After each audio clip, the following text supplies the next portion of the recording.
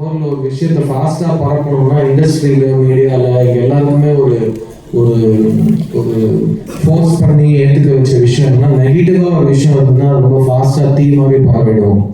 So அது வந்து தம்ப்நெயில்ஸ்லேருந்து ஹெட்லைன்ஸ்லேருந்து ஒரு ஈவெண்ட்டோட ஹைலைட்ஸ்லேருந்து எல்லாத்துமே பார்த்தீங்கன்னா மேக்ஸிமம் நெகட்டிவ் விஷயங்கள் தான் ஃபாஸ்ட்டாக பரவுது. ஸோ அதுக்காக தேட ஆரம்பிச்சு இப்போ ஒரு விஷயம் நெகட்டிவாக இருக்குன்னா சார் இன்னும் மிஸ்ஸிங்காக இருக்குல்லங்கிற நம்ம இறக்குற ஒரு நிலைமைக்கு வந்திருக்கோம். ஸோ நம்ம பாசிட்டிவை தேடி போவோம். ஸோ ஃபர்ஸ்ட் அண்ட் ஃபார்மோஸ்ட் இங்கே எங்களுக்காக வந்த மீடியா நண்பர்கள் எல்லாரும் டைமுக்கு வந்தாங்க, நாங்களும் டைமுக்கு வந்தோம். ஃபங்க்ஷன் டைமுக்கு ஸ்டார்ட் ஆகி டைமுக்கு நடந்து டைமுக்கு முடிய போகுது. அது ஒரு பாசிட்டிவ் விஷயம். ஸோ எல்லாருக்கும் ரொம்ப ரொம்ப நன்றி. அப்புறமா இந்த ஃபங்க்ஷன் இவ்வளோ கிராண்டாக நடக்கிறதுக்காக நீங்கள் எல்லாருமே காரணமாக இருந்திருக்கீங்க. மிஸ்யூங்கிற படம் வந்து ஒரு ரொம்ப அழகான ரொம்ப பாசிட்டிவான ஒரு படம். இதுக்கு முன்னே நிறைய பேர் சொல்லியிருக்காங்க இந்த படத்தில் வந்து எங்கேயுமே வெட்டு குத்தோ ரத்தமோ பழியோ இல்லைன்னா வன்முறையோ வண்ணமோ எதுவுமே இல்லாத ஒரு பாசிட்டிவான ஒரு ஃபீல் குட் ஃபிலிம்.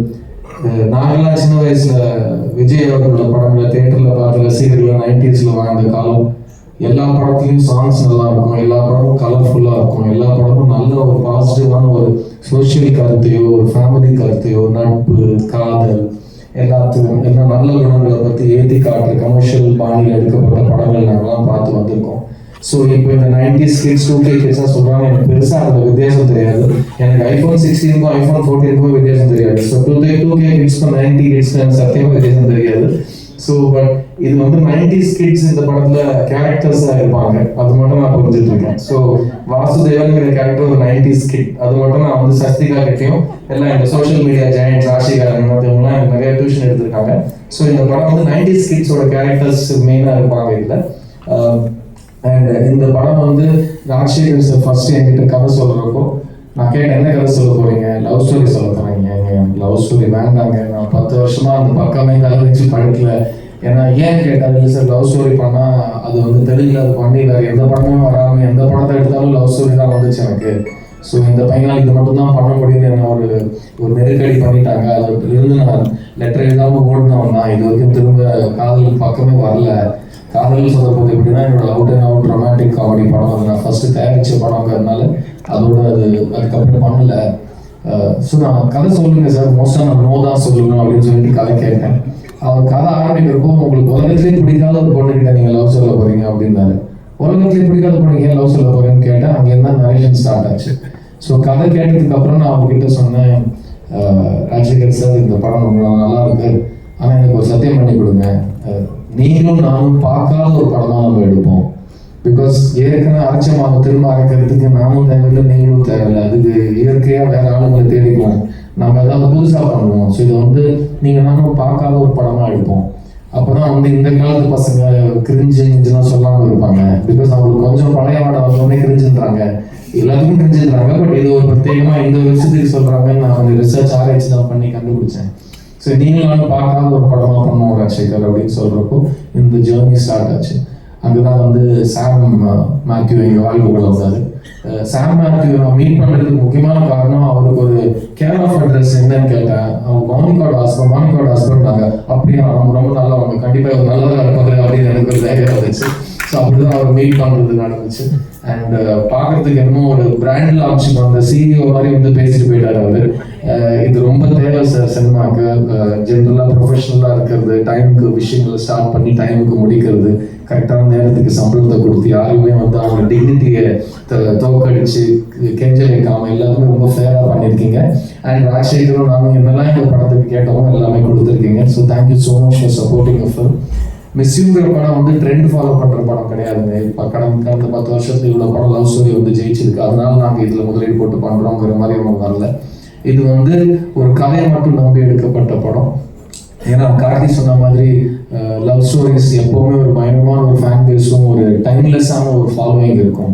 அது எனக்கு தெரியும். பிகாஸ் நான் தெலுங்கு படம் நடிக்கிற காலத்தில் வந்து காலேஜ் பசங்கள்லாம் இப்போ கல்யாணம் ஆகி குழந்தைங்களை காலேஜ் அனுப்புகிற வயசுக்கு வந்திருக்காங்க.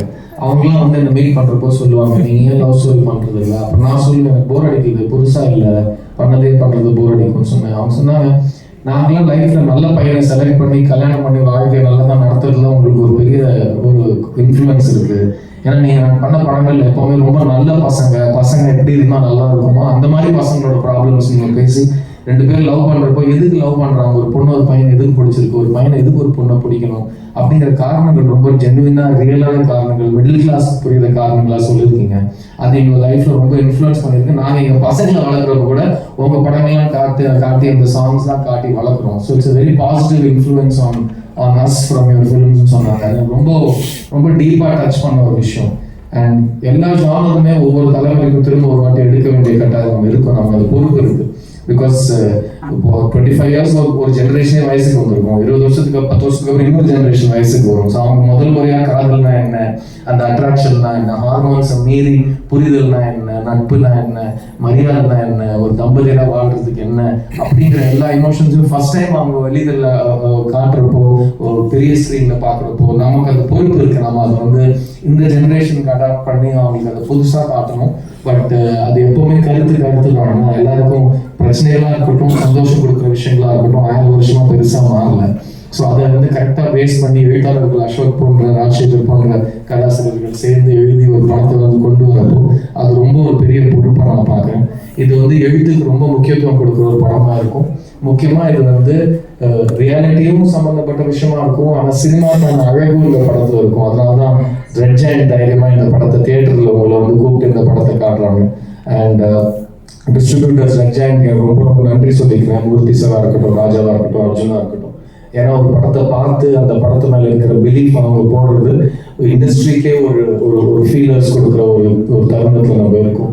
So thank you to our partners T Series for music and Red Giant for distribution இந்த படத்தில் வந்து இணைஞ்சதுக்கு. கார்த்தியை பற்றி டக்குன்னு ஒரு விஷயம் சொல்லிடுறேன். ஏன்னா வந்து எனக்காக வந்தான் நைட் ஷூட்டிங் வச்சுக்கிட்டு நிறைய கதை சொன்னான். நான் நடிக்கிறப்போ அவன் அசிஸ்டண்டாக எப்படி வேலை செஞ்சாங்க. அங்கே நடந்த ஒரு முக்கியமான விஷயத்தை சொல்ல மறந்துட்டாங்க. அப்போ செட்டில் நான் கூப்பிட்டு சொன்னேன், டேய் நீயும் இந்த மாதிரி நடிகன் தான் நான் போகிறேன் அப்படின்னு. நான் அவ்வளோ அந்த மாதிரி இருந்துச்சு. நான் ரொம்ப டெடிக்கேட்டடாக ஃபோக்கஸ்டாக இருப்பேன். நான் பண்ண டைரக்ஷன் தான் கட் பண்ணா பருத்தி மவுஸ் ஆகுது. நான் ஃபோன் பண்ணேன், அவன் எடுக்கல. திரும்பவும் ஃபோன் பண்ணேன், என்னடா எடுக்க மாட்டேன் சொல்லுச்சு. என்னமோ பெரிய பில்டப் விட்ட நீ இப்படி நீ அப்படி சரி சரி இது ஒத்துக்கிட்டே பண்ண சொல்லு, ஒழுங்கா நடிகனா நல்லா போயிடுவாங்க அப்படின்னு சொல்லிட்டு நாங்கள் ஃபோனில் கிண்டல் பண்ணிக்கிட்டோம். அன்னிலிருந்து இன்னி வரைக்கும் எங்கள் நட்பும் மாறல. அண்ட் எனக்கு கார்த்தி மேலே இருக்கிற நம்பிக்கை, அவன் மேலே இருக்கிற மரியாதை கொஞ்சம் கூட குறையில. இன்ஃபேக்ட் நான் சமீப காலத்தில் பார்த்த ரொம்ப ரொம்ப ரொம்ப பாசிட்டிவான ஒரு படம் மெய்யழகன். அந்த மாதிரி படத்தை ஒத்துக்கிட்டு அந்த அளவுக்கு நடிச்சு அந்த படத்தை அப்படி சப்போர்ட் பண்ணி வெளியே கொண்டு வந்தது, அதுவும் ஒரு பெரிய கமர்ஷியல் ஹீரோவா பேர் எடுத்த என் நண்பர் கார்த்திக்கு ஒரு ஹேட்ஸ் ஆஃப் அண்ட் சல்யூட். ஏன்னா நான் அவருக்கு மெசேஜும் போட்டேன், ஃபோன் பண்ணி ரொம்ப நேரம் நான் அழுதுகிட்டே உணர்ச்சியில் குட்டிக்கிட்டு அவங்ககிட்ட ஃபோனில், டேய் நீ பெரிய நடிகன் ஆகிட்டடா, டேய் பெரிய நடிகன் ஆகிட்டடான்னு அவங்ககிட்ட சொல்ல அவன் வந்து அதை ரொம்ப ரசிச்சு கேட்டுக்கிட்டாப்புல. சொல்லு மச்சி நான் கேட்டுட்டு இருக்கேன், சொல்லு மச்சின்றாப்புல. ஸோ அதை ரொம்ப என்ஜாய் பண்ணி நான் பார்த்த படம். அந்த மெய் அழகனே என் ஃபங்க்ஷனுக்கு நான் கூப்பிடணும், அவன் கையால் இந்த ட்ரெய்லர் லான்ச் ஆகணும். ஏன்னா இன்னும் 6 நாளில் படம் ரிலீஸ் ஆக போகுது. இன்னைக்கு வந்து எப்படி ஒரு படத்தை ஆடியன்ஸ் கிட்ட எடுத்துட்டு போவோம்னா அந்த படத்துல இருக்கிற வைப், இந்த பசங்க வைப்ன்றாங்கல்ல, அந்த வைப் ஆடியன்ஸ் கிட்ட ரிலீஸ்க்கு முன்னாடி எப்படியாவது கடத்திடணும். மிஸ்யூங்கிறது ஒரு பாசிட்டிவ் படம். என் மெய்யழகன் கார்த்தி ஒரு பயங்கர பாசிட்டிவானவன். ஸோ அவன் கையால் இந்த ட்ரெய்லர் எடுத்துட்டு போறப்போ ஆடியன்ஸ்க்கு வந்து ஆட்டோமேட்டிக்கா இந்த படத்துல என்ன எக்ஸ்பெக்ட் பண்ணணும்னு ஒரு வைப் கிரியேட் ஆகணும்னு ஒரு நம்பிக்கையில அவங்க நான் கூப்பிட்டேன். அவர் இங்கே வந்தாரு, திரும்ப மரியாதையாக வந்துடும் போர் நட்பு. அவர் நம்பி இங்கே வந்து எங்களுக்காக டைம் ஸ்பெண்ட் பண்ணதுக்கு கார்த்தி ரொம்ப ரொம்ப நன்றி. ஐ love you and keep on rocking. And இப்படி நல்ல படங்களுக்கும் சப்போர்ட் பண்ணிக்கிட்டே இருக்கு. It really mean a lot to us. இந்த படத்தில் ஒர்க் பண்ண என்டையர் டீம் வந்து எல்லா படங்கள் விழாவிலும் நீங்கள் கேள்விப்பட்டிருப்பீங்க. நாங்கள் வந்து ஒரு குடும்பமாக சுற்றினோம், இப்படி சேர்ந்து சாப்பிட்டோம், ஒரே பாயில படுத்தோம்லாம் நீங்கள் கேள்விப்பட்டிருப்பீங்க.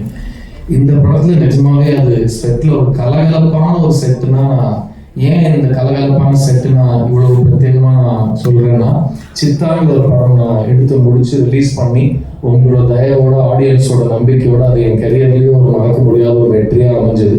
ஆனா அந்த படம் எடுக்கிறதுக்கு 2 வருஷம் ஆச்சு. அந்த 2 வருஷம் நான் அந்த கண்டென்ட்ல இருக்கிற நம்பிக்கை, அந்த படத்துல இருக்கிற வேல்யூ, அதோட ரெஸ்பான்சிபிலிட்டி அதை உணர்ந்து பயங்கர டார்க் அண்ட் ஹெவியான ஒரு பிளேஸ்ல இருந்தேன்னா, நான் அடுத்தது கேட்குற படம் ரொம்ப ஜாலியாக இருந்தால் நல்லா இருக்கும், எல்லாருமே சந்தோஷமா சிரிச்சுக்கிட்டே, எனக்கு கொஞ்சம் கூட ஒரு ஹெவி தாட்டே இல்லாமல் ஒரு ஷூட்டிங்க்கு போனால் நல்லா இருக்கும்னு யோசிக்கிற காலத்துல இந்த படம் எனக்கு கிடைச்சது.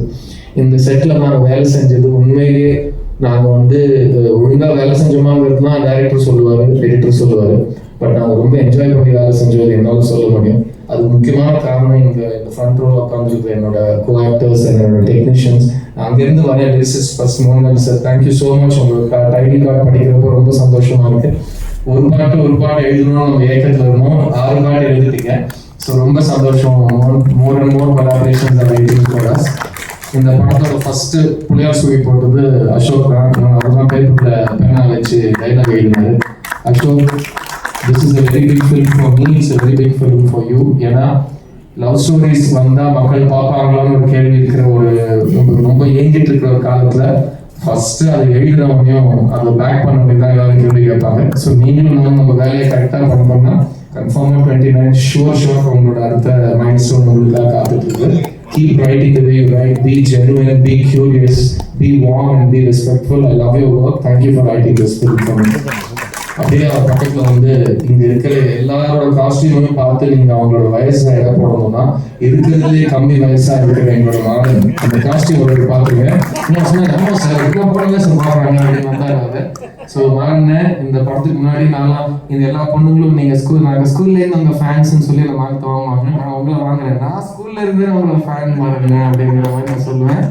இந்த படம் லுலுசபா மாறன் வந்தது வந்து எங்களுக்கு ஒரு மிகப்பெரிய ஒரு ப்ளஸ்ஸுங்க. ஏன்னா ஒரு ஃப்ரெண்ட்ஸ் குரூப் உட்காருங்க, ஏன் இப்படி பண்ணுறீங்க, காஸ்டியூம் பார்த்துட்டாங்க.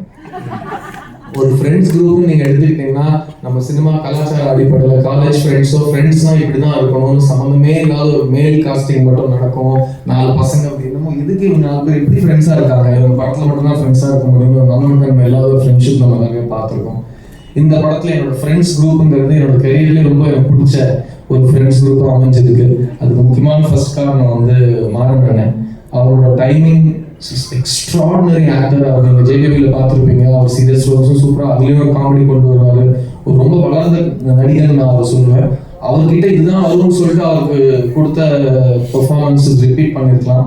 பட் எங்கள் மிஸ்யூ படத்தில் ராஜசேகரும் அசோக்கும் அவர் கொடுத்த ஒரு பாடி லாங்குவேஜாக இருக்கட்டும், பேசுகிற ஸ்டைல், அதில் அவர் கொண்டு வந்த சார்ல்ஸ்ங்கிற கேரக்டர் கொண்டு வந்த ஒரு காமிக் ரிலீஃப், ஒரு ரொம்ப சீரியஸான சீனை கூட அவர் வந்து படத்தோட மூட் டிஸ்டர்ப் ஆகாம ஜனங்களை ஈஸியா சிரிக்க வச்சு அந்த பாயிண்ட்டை புரிய வைக்கிறாரு. ஸோ மரண சீக்கிரம் இன்னொரு காம்பினேஷன் பண்றோம். அவர் பக்கத்துலயே உயிர் நண்பன் கருணாகரன் அவன்ட்டு பாருங்க, காசு பணம். ஸோ அவர் வந்து ஜிகர்தண்டால ஊர்மையா நடிச்சு நாங்கள் 2 பேரும் ரொம்ப ஊறிட்டோம் ஃப்ரெண்ட்ஷிப்ல. அப்பவே ஃப்ரெண்ட்ஷிப்ல மட்டும் இல்லை, பல லிக்விட்ஸ்ல ஊறிட்டோம் வச்சுக்கோங்க முதல்ல. அதெல்லாம் தாண்டி இவ்வளோ 10 வருஷத்துக்கு அப்புறம் திரும்ப என்னோட உயிர் நண்பனா அவரோட படத்தில் நடிக்கிறாரு.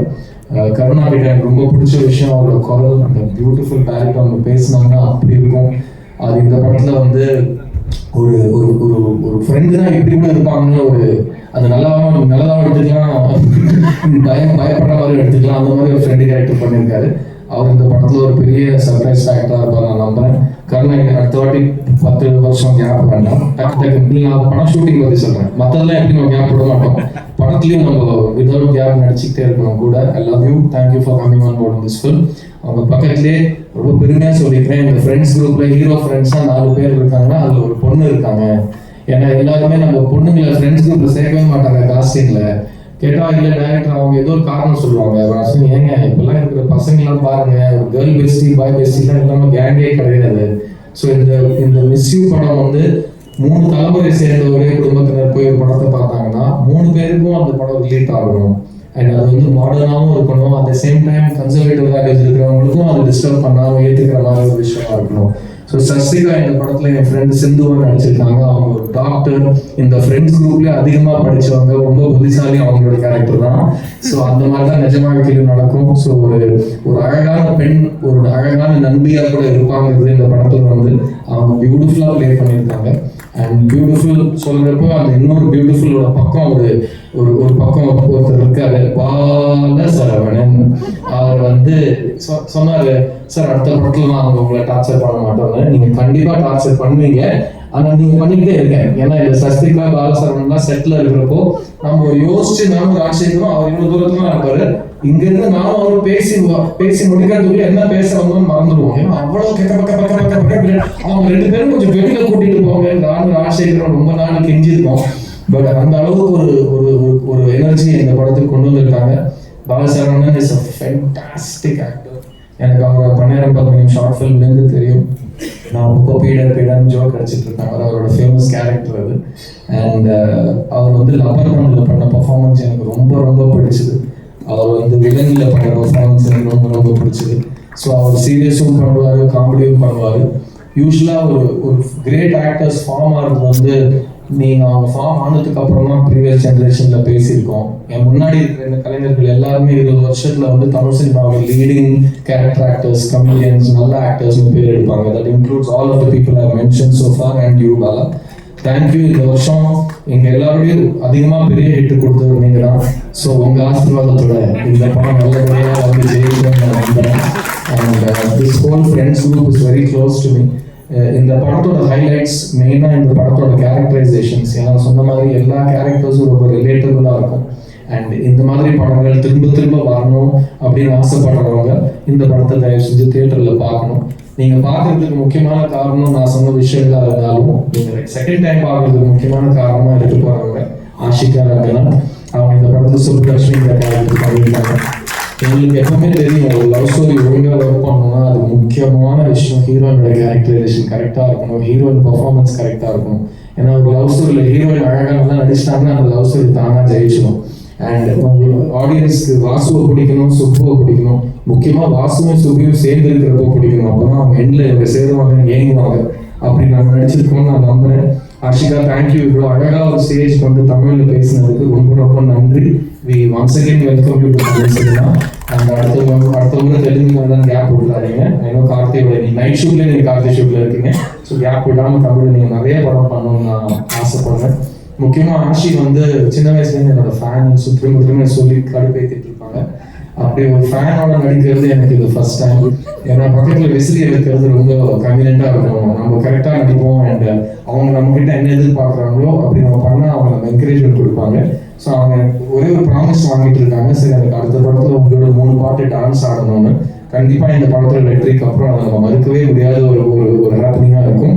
சாம் please make the new note. So இந்த படத்தில் டான்ஸ்ன்னு சொன்னோன்னே என்னோட டான்ஸ் மாஸ்டர் தினேஷ், நீங்கள் பார்த்தீங்கன்னா ரொம்ப வருஷத்துக்கு அப்புறம் ஒரு ஃபுல் ஃப்ளெஜட் கமர்ஷியல் லவ் ஸ்டோரியில் டான்ஸ்லாம் ஆடி நிறைய சாங் அண்ட் டான்ஸ் கலகலப்பாக பண்ணியிருக்கேன். அதில் கருணாவோட கவுண்டர் உண்மையாகவே நான் ரொம்ப உணர்ந்த ஒரு கவுண்டர். வலிக்குது மச்சி அப்படின்னு சொல்கிறப்போ, ஆமாம் இவ்வளோ நாளுக்கு அப்புறம் அப்படின்னா வலிக்கதான் செய்யும்வா நான் சொன்ன விஷயம் அது உண்மைதான். தினேஷ் வந்து எவ்வளோ வலிச்சாலும் என்னை பக்கத்துலேயே இருந்து குழந்தை மாதிரி பார்த்துப்பாங்க.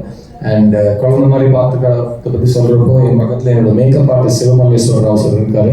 அவர் 21 வருஷமா என்னோட மேக்கப் ஆர்டிஸ்ட் மட்டும் இல்லை, எங்கள் குடும்பத்தில் மூத்த அண்ணன் அவர் தான். அவர் காலையில் நான் காலையில் எழுதுனா, ஒழுங்காக சாப்பிட்டேனா, நைட்டு தூங்குறேனா, என்ன ட்ரெஸ்ஸு போடுறேன் எல்லாம் அவர் சொல்லி தான் எனக்கு தெரியும். இன்ஃபேக்ட் இந்த வருஷம் எனக்கு கல்யாணம் ஆகிற வரைக்கும் அவர் தான் 21 இயர்ஸாக இதெல்லாம் பண்ணியிருக்காரு.